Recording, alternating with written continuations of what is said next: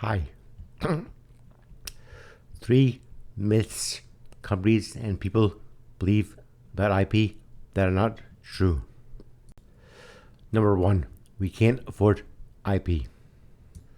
Most law firms have this insane belief that they have to bill hourly to make lots of money.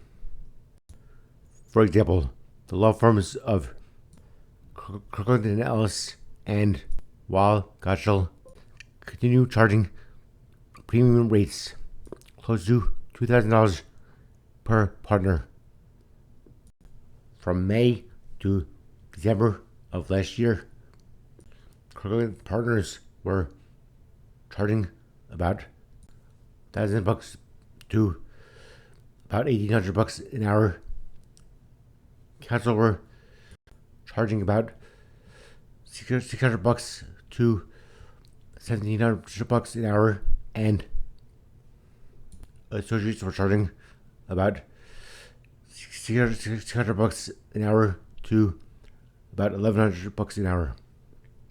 Now, both partner and counsel rates top out at about $1,800 an hour, an increase of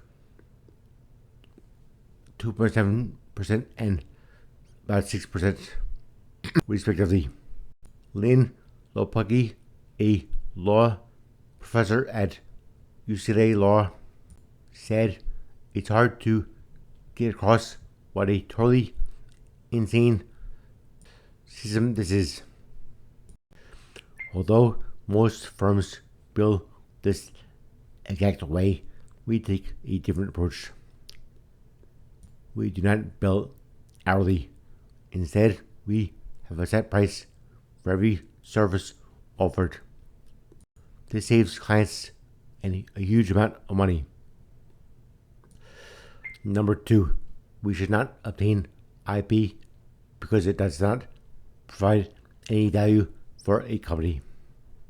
A study released by the European Patent Office shows that companies which own at least one patent or at least one trademark generates on average a 20% higher revenue per employee. This is compared with companies that do not have any IP rights. This study also confirms the strong positive relationship between a company's ownership of different types of IP rights and its economic performance. Number three, the biggest mistakes startups make with IP. Most startups have a do-it-yourself approach to IP. IP rights require guidance from an IP attorney.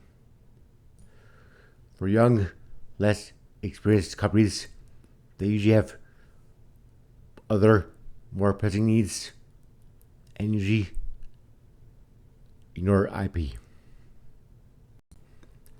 IP does not have to be very expensive. It all depends on the firm hired and their billing structure.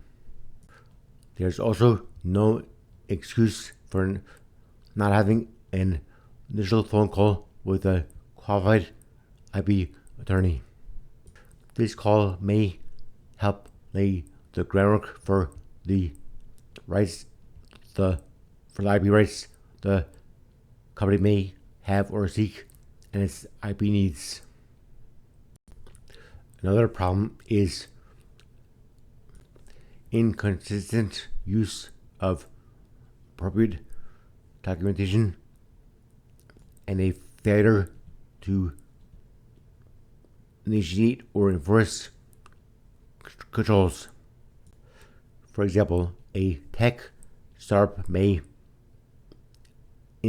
mistakenly disclose a confidential information to a contract employee or contract person without a signed NDA. The results of this action is always painful. The last thing a young company needs is a litigation. It could have been avoided with reasonable controls. Litigation is a expensive process